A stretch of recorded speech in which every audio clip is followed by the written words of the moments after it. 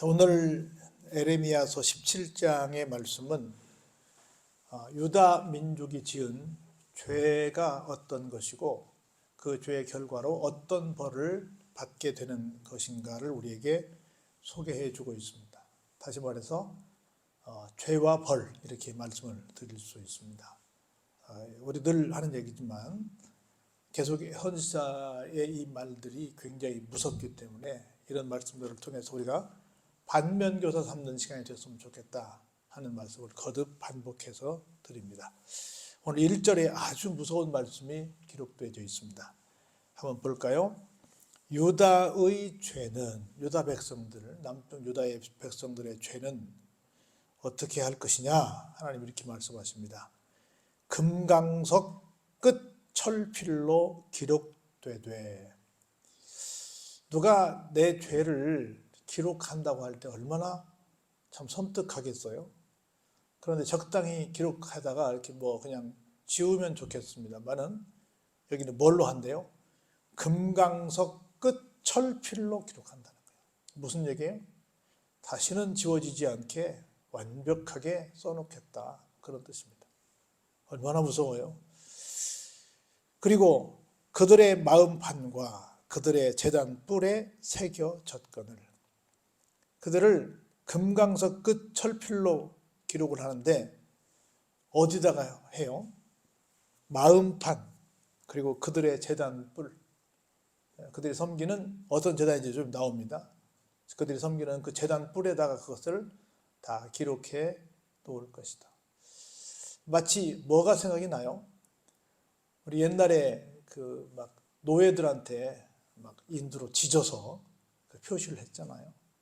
또 지금도 가축들에게 그 도장을 박는, 다시는 지워지지 않는, 죽어도 지워지지 않는, 그렇게 완전히 새겨버리는 그렇게 모습들을 우리가 보는데, 그렇게 하시겠다는 거죠. 다시는 그 죄가 없어지지 않을 만큼 하나님께서 너무 그 죄에 대해서 굉장히 심각하게 생각하셨다라는 말씀을 1절 한 말씀을 통해서 우리에게 정말 크게 어필하고 계시다, 이렇게 말씀드릴 수 있습니다. 왜냐하면 2절부터 설명을 해요. 그들의 자녀가 높은 언덕 위 푸른 나무 곁에 있는 그 제단들과 뭘 생각해요? 하나님을 생각하도다가 아니라 아세라를 생각하도다. 그 높은 곳에 있는 언덕이 푸른 나무 곁에 있는 뭘 생각하고 있다? 우상을 생각하고 있다라고 하는 겁니다. 그래서 그 죄가 너무 커서 하나님께서 금강석 끝 철필로 각자 그들의 마음과 또 그들이 섬기는 제단의 뿔에 그 죄악장을 낱낱이, 우상을 숭배한 그 내용을 낱낱이 기록해 두겠다라고 말씀을 하신 겁니다. 그러면서 그 죄의 결과가 어떻게 되냐? 3절에 이렇게 말씀을 하십니다. 들에 있는 나의 산아, 내 온 영토의 죄로 말미암아 내가 내 재산과 내 모든 보물과 산당들로 어떻게 된다고요? 노략을 당하게 하겠다. 노략을 당한다는 건 뭐예요? 빼앗긴다는 거죠. 죄는 누가 지었어요? 사람들이 지었죠. 그런데 온 영토의 죄가 돼서, 온 영토의 죄, 온 영토에 사는 사람들의 죄라고 말할 수 있겠죠. 그래서 거기 사는 모든 사람들이 재산과 보물과 또 산당들, 자기들이 섬기는 그 우상을 섬기기 위해서 만들어놓던 모든 것들이 다 뺏기게 되는 끔찍한 결과를 가져온다는 겁니다. 나아가서 내가 너에게 준 너의 기업에서 내 손을 뗄 것이다. 내 기업에서 내가 아무리 열심히 해도 누가 거들어 주시지 아니하면, 하나님께서 거들어 주시지 아니하면 절대 설 수 없지요. 근데 하나님께서 그래, 너 잘났어, 그래, 네가 섬기는 신한테나 도움을 요청해, 나는 더 이상 거기서 돕지 않을 거야, 나는 더 이상 손대지 않을 거야, 나는 그 자리에서 난 손 뗄 거야, 너 알아서 해, 그렇게 말씀하시면 되겠어요, 안 되겠어요? 안 되죠. 하나님의 손을 떼신다는 겁니다. 또 내가 너로 하여금 너의 알지 못하는 땅에서 내 원수를 섬기게 하리니, 뭐요? 끌려가서 포로가 돼서 우리에게 쳐들어와서 우리를 괴롭게 한 원수를 섬기는 일이 생기게 될 거라는 겁니다. 이는 너희가 내 노를 맹렬하게 하여 영원히 타는 불을 일으켰기 때문이다 라고 말씀합니다. 너희가 하나님의 노를 어떻게 해요? 맹렬하게 했다는 거죠. 너희들이 스스로 이 맹렬하게 막 불을 일으키는, 영원히 타는 불을 일으키는 그런 아주 끔찍한 결과를 초래하게 됐다. 누구를 생각했기 때문에? 우상의 제단들과 아세라를 생각했기 때문에. 누구를 생각해야 되는데? 하나님을 생각해야 되는데, 교회를 생각해야 되는데 엉뚱한 거 생각하다가 이런 끔찍한 결과를 가져오게 됐다는 겁니다. 여호와께서 이와 같이 말씀하시니라. 무릇 사람을 믿으며 육신으로 그의 힘을 삼고 마음이 여호와에게서 떠난 그 사람은 무엇을 받게 된다고요? 저주를 받게 된다고요. 사람을 믿는 것 안 됩니다. 육신으로 그의 힘을 삼는 것도 안 됩니다. 마음이 하나님에게서 떠나는 것도 더더욱 안 됩니다. 이런 삶을 사는 사람들은 뭘 받는다? 저주를 받는다. 그러니까 이런 모든 앞에 있는 2절, 3절, 4절 이런 결과가 뭐다고요? 이런 일을 했다는 거죠. 다시 말해서 마음이 하나님에게서 떠난 결과로 이런 끔찍한 벌을 받게 되었다는 겁니다. 볼까요? 계속해서 그 벌의 결과를 6절에 소개합니다. 그는 사막의 떨기나무 같아서 뭘 보지 못해요? 좋은 일이 오는 것을 보지도 못합니다. 얼마나 끔찍해요? 우리 새해를 맞이하면서 어떤 꿈이 있어요? 좋은 일 많이 보기를 꿈꾸고 있잖아요. 그런데 하나님께서 떠나버리면, 하나님을 그냥 버려버리면 좋은 일이 오는 것을 보지 못한다는 거지요. 그리고 어디서 살아요? 광야, 바짝 마른 간조한 곳, 건건한 땅. 사람이 살지 않는, 사람이 살 수 없는 그런 땅에 가서 살게 되는 결과를 초래하게 된다는 겁니다. 얼마나 무서워요. 그래서 우리 마음이 하나님에게서 절대로 떠나면 된다, 안 된다? 안 된다라는 말씀을 하고 있는 겁니다. 한번 우리 실제로 같이 볼까요? 그러나 무릇 여호와를 의지하며 여호와를 의뢰하는 그 사람은 복을 받을 것이라. 아멘.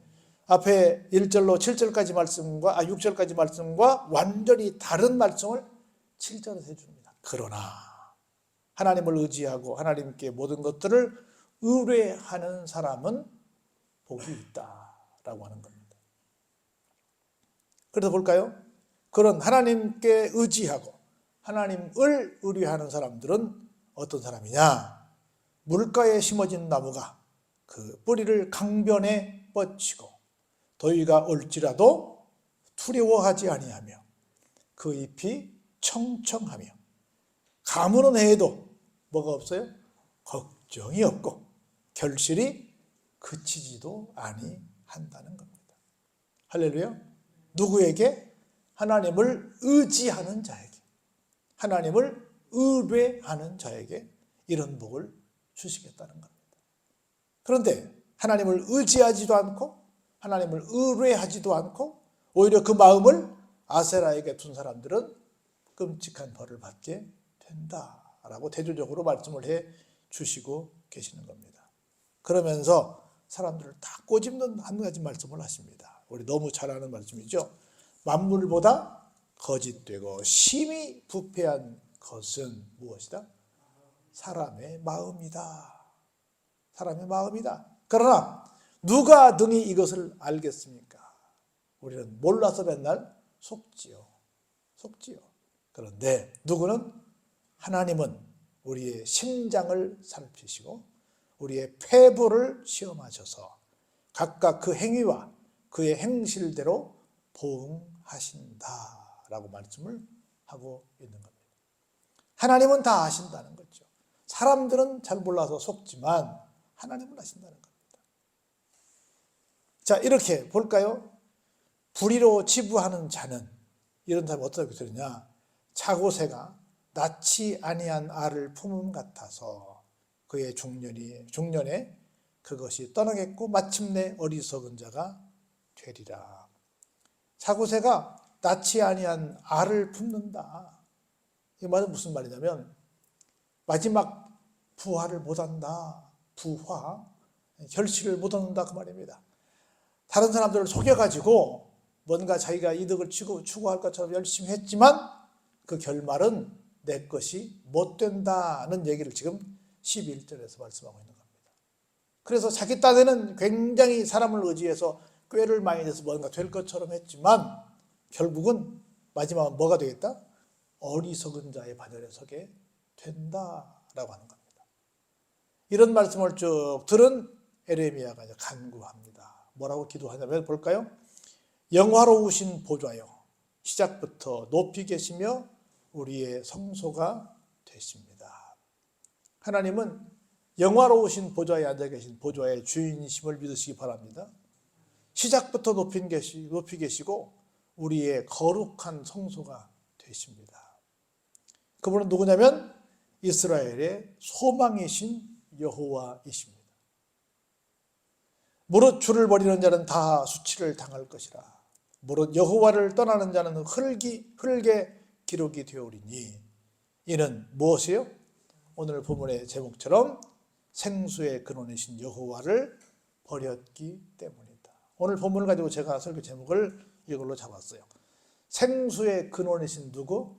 여호와. 우리가 하나님을 이렇게 생각해야 됩니다. 이렇게 믿어야 됩니다.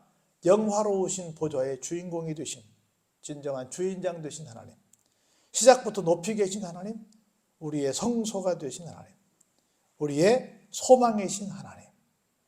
그런 걸로 절대로 우리는 뭐 하지 말자?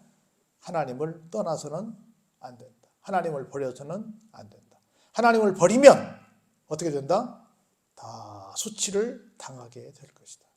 여호와를 떠나는 자는 흙의 기록이 되어서 결국은 생수의 근원이신 여호와를 버린 까닭에 앞에 소개한 오만 벌을 다 받게 된다는 것입니다. 그러면서 이렇게 말합니다. 여호와의 주는 나의 찬송이 되십니다. 그런 거로 나를 뭐 하달라고요? 고쳐주세요. 그리하시면 내가 낫겠습니다. 나를 구원하소서. 그리하시면 내가 구원을 얻게 됩니다. 이렇게 고백을 합니다. 우리가 뭐 이렇게 끔찍한 어떤 범죄의 자리에 있을지라도 하나님은 나의 찬송이십니다. 나를 고쳐주십니다. 나를 구원해 주십니다. 라고 고백하면서 하나님께 회개하고 하나님께 찬양하는 우리의 삶이 되어야 될 줄로 믿습니다. 보라 그들이 내게 이르기를 여호와의 말씀이 어디 있느냐 이제 임하게 할지어다 하나이다. 나는 목자의 직분에서 물러가지 아니하고 주를 따라 싸우며 재앙의 날도 내가 원하지 아니하였음을 주께서 아시는 바라. 내 입술에서 나온 것이 주의 목전에 있습니다. 라고 말합니다. 사람들이 나에게 여러 가지 많은 억측을 부릴지라도 나는 어떤 상황에서 목자의 직분에서 절대로 물러가지도 않을 것입니다. 주님을 따를 것입니다. 그러면서 볼까요? 주는 내게 두려움이 되지 마옵소서. 재앙의 날에 주는 나의 피난처가 되십니다. 그래서 하나님, 다른 사람들이 나를 너무너무 막 무시하고 나를 통해서 하나님까지도 무시하는 상황이 있는데 하나님, 나는 하나님을 절대로 믿겠습니다. 이 직분에서 절대로 물러가지 않겠습니다. 주님을 따르겠습니다. 그런 거로 나로 하여금 절대로 두려움에 재앙의 날에 처하지 않게 좀 도와주십시오. 라고 기도합니다. 그러면서 마지막 18절 같이 볼까요? 나를 박해하는 자로 치욕을 당하게 하시고 나로 치욕을 당하게 마옵소서. 그들을 놀라게 하시고 나는 놀라게 하지 마시옵소서. 재앙의 날을 그들에게 임하게 하시며 패나 되는 멸망으로 그들을 멸하소서. 당당하게 하나님 앞에 서면서 나는 절대로 이 직분에서 물러나지 않겠습니다.